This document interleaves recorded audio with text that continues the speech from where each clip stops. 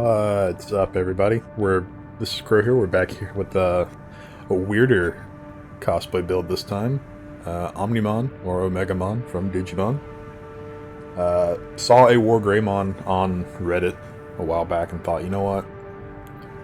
I like it. Let's do something with that. So yeah, here we are. Honestly, just going back to some old childhood favorites at this point. We're going to start off the build looking at our weapons. We have the MAJESTIC arm unit, which is our bazooka. You could really probably choose anything as long as you can get it underweight, but that's the one I ended up choosing. We have the oscillator for the arm, although an argument could be made for pretty much any other blade. It's just the one I chose because it gives it that big, like, impact effect. For the back units, not a whole lot you can choose that would be in terms of the cosplay, so I just went with funnels because they help give it some range where this thing kind of lacks. For the head, we went with the NACHTREIHER because conveniently some of the paint helps it give it some of the yellow horns without having to do decal work, which is nice. The less decals I have to do on builds, the better. The FIRMEZA core gives it that slim Omnimon look, which we did apply one decal to the very front, so not a lot of work had to be done there. The arms gave it sort of the beefy, bulky look, plus the actual shoulders helped fit a little bit better for what Omnimon goes for.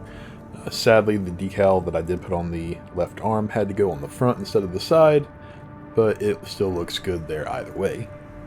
And the Mind Alpha legs are close enough, but not quite the ones I wanted.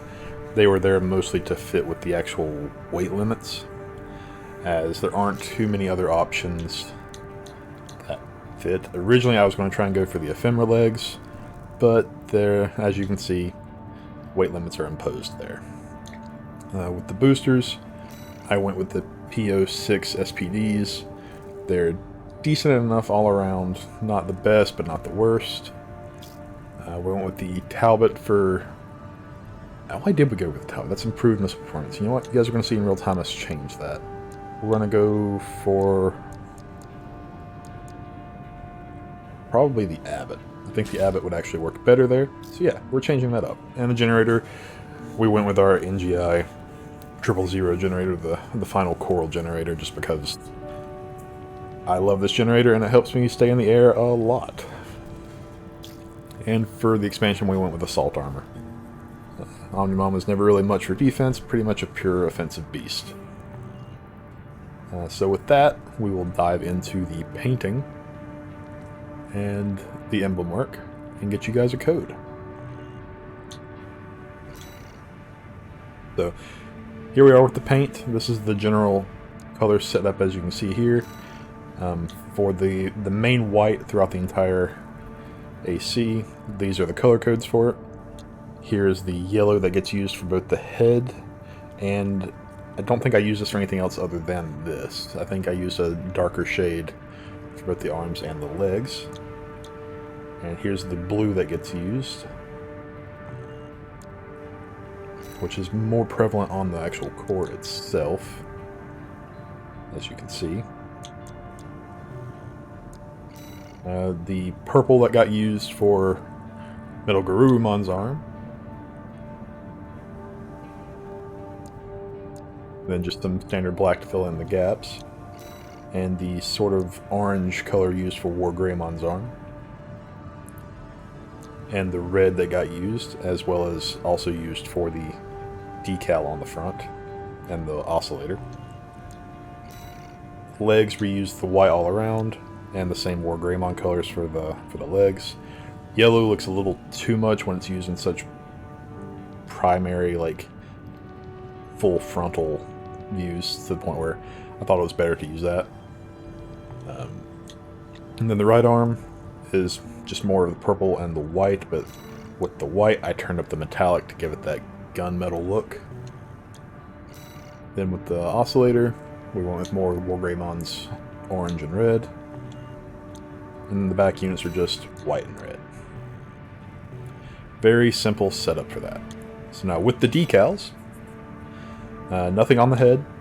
The core is a very simple decal made up entirely of just 2 circles of orange and blue layered on top of each other. Nothing difficult to recreate there. The right arm has nothing.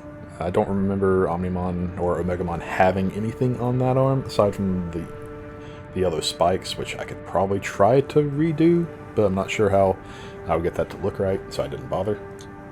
The left arm has a version of the Crest of Courage, which is just 3 circles and then 8 triangles sort of rotated around the outside.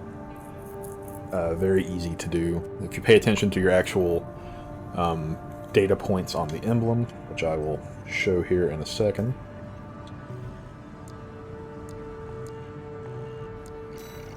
You'll see how easy that is to ultimately recreate. Because you can see with the angle, it's set to 135 for that one.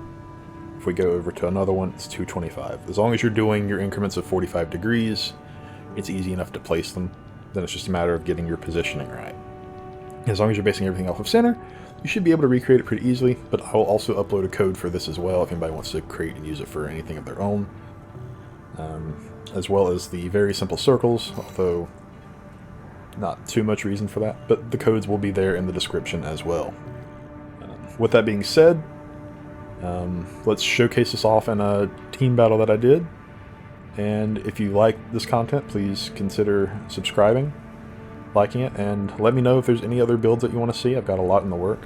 I have my own Optimus Prime coming, a couple more Gundams, and yeah, there's just a lot more to do. But thank you for watching, and enjoy the battle.